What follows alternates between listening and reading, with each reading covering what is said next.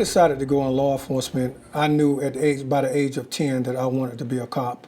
I dreamed about it so much, and I could always put myself in that position as a young child to be a law enforcement officer.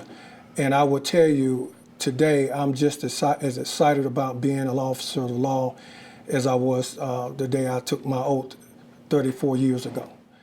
The moment I decided to be a voice for change was when I actually took the oath to be a law enforcement officer.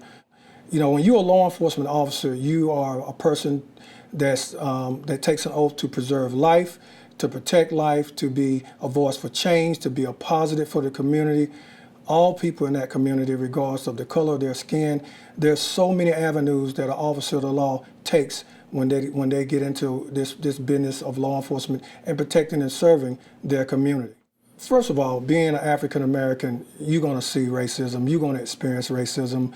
I've been racially profiled, but to be totally transparent in my profession, the community as a whole, majority of the people out there want and need law enforcement, and they respect law enforcement officers. And also the majority of the officers who are in this business would die protecting and serving the communities that they love. You know, a few years ago I wrote a book. The book was titled How to Stop for a Cop, Reconnecting Law Enforcement and the Community. Today, versus the way it was years ago, there's a serious disconnect between community and law enforcement. But we understand that we need each other, and we don't want to let racism or anything negative be the driving factor today, because we need each other.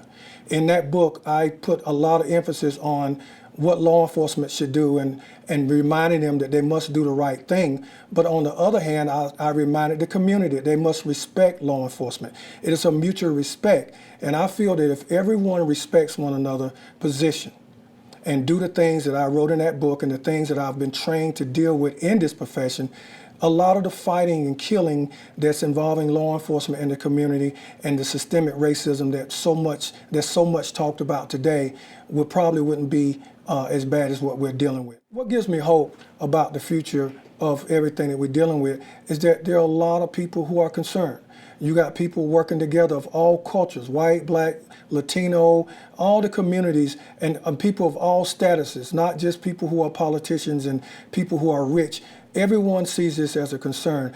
And with all the working groups that's being put in place throughout the state and throughout the country, people are sitting down at the table and respecting each other and listening to what everyone has to say about what we're dealing with. And so I know there's hope. Things are going to come together. When George Floyd, when I met his sister, and I was welcomed into her home, and we talked about everything that was going on, and then she turned around and hugged me before I left and thanked me. And knowing that I'm a law enforcement officer, she did not try to, have any type of animosity against me for being an officer. She showed love and respect towards me, and I could not help but think when I got in my vehicle that there's hope. She lost a brother who was killed on a national level. And for her to still turn around and hug me and respect me as a law enforcement officer, that told me when I walked out of that house and got in my vehicle that there's hope for her to not hold that against me or any other officer in reference to what happened.